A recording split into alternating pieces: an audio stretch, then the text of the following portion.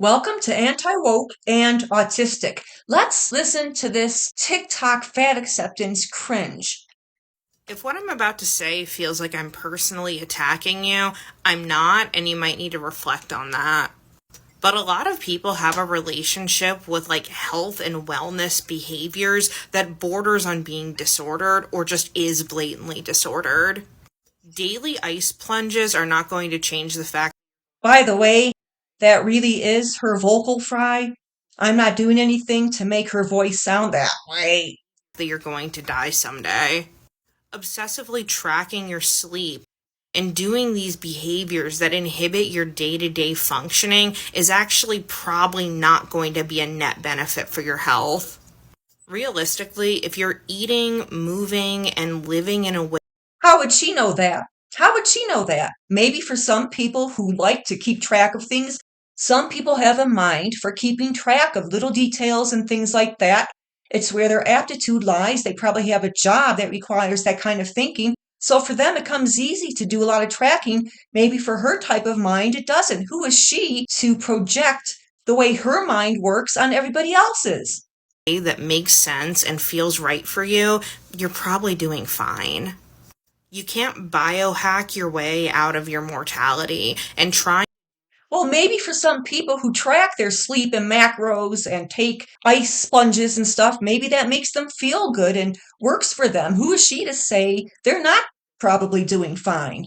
to do that is ultimately going to come at a cost of your mental, emotional, and probably your physical health as well. Maybe it's not about mortality. Maybe it's about quality of living so that you could age gracefully rather than age painfully. So you might die at 80 anyways, but maybe you want to live fully and independently and pain free up until age 80 or so rather than get sick at 60 because you never took good care of your body. And then for the last 20 years of your life, you're seeing one doctor after another. You're having multiple surgeries. You have to use oxygen. You have to take 17 medications.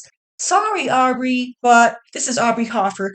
Your argument is not at all convincing. So what? We should all just give up and either stay fat or get fat or regain lost weight? I mean, what are you saying here? That we should just all become quitters and join the quitters cult known as fat acceptance? Well, a person of sound mind who cares about their body, who wants to dance at their grandkid's wedding and shop for new golf clubs instead of a new cane, who are you to dictate to them how they should live? I don't know how long I'm going to live. I could get hit by a truck tomorrow.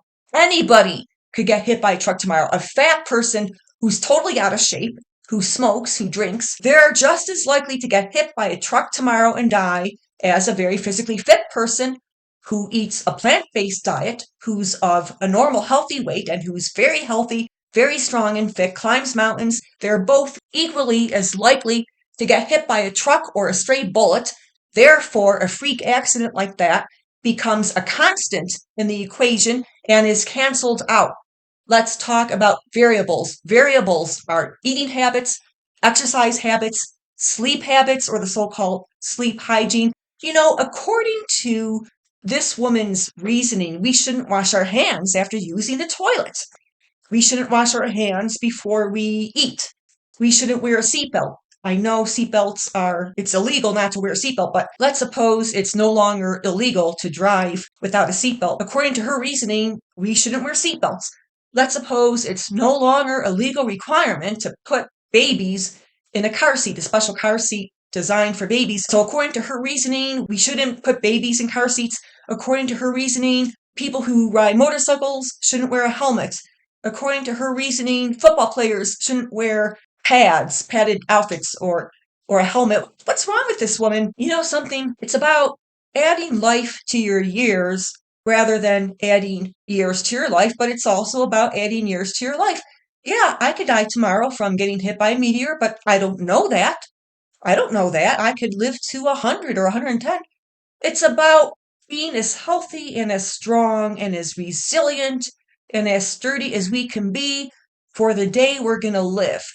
All right? She doesn't get that. I'm very strong physically. I'm very strong. I like being strong for today. These fat influencers talk about today's body, be happy in today's body. Well, my today body is a very strong body. It's not going to be like that if I give up gym workouts. I like that I could run and leap like a child. Pardon me, Aubrey, if that's what makes me happy. There are people who like to count their macros and fat grams. It's their mojo, it's their thing. You are in no position, definitely, you are in no position, even though you're working on your PhD, you are in no position to dictate that how somebody lives their life, if it works for them, is wrong. If it harms somebody else, if it harms them, it is wrong. But if it makes them healthy and it makes them feel good to sweat and kill it at the gym and to eat mostly a plant-based menu, that's their way of doing things, and you have no more right to criticize them than they do to criticize your lifestyle, which makes you overweight. I don't know how fat you really are because you only film yourself from the shoulders or neck up.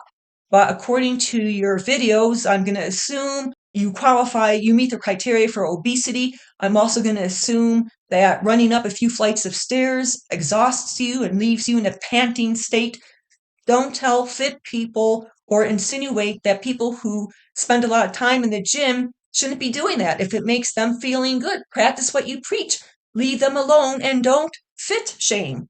So that's my video for today. Have a wonderful day.